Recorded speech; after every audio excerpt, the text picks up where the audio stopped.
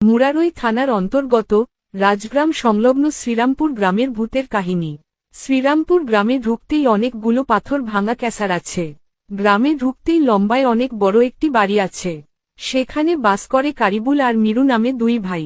তাদের একটি ক্যাসার আছে। এছাড়াও মিরুর একটি চাচাতো ভাই আছে, নাম রাজা। মিরু আর রাজার অনেক বড় একটি আমের বাগান আছে। সেই বাগানে নাকি ভূতের উপদ্রব খুব।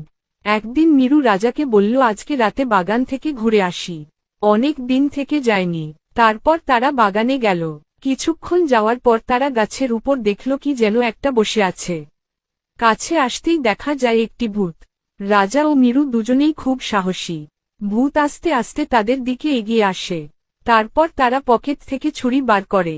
ভূত তাদের দিকে আসতেই তারা তাকে মেরে ফেলে। মারার সঙ্গে সঙ্গে তারা দৌড়ে বাড়ি চলে যায়।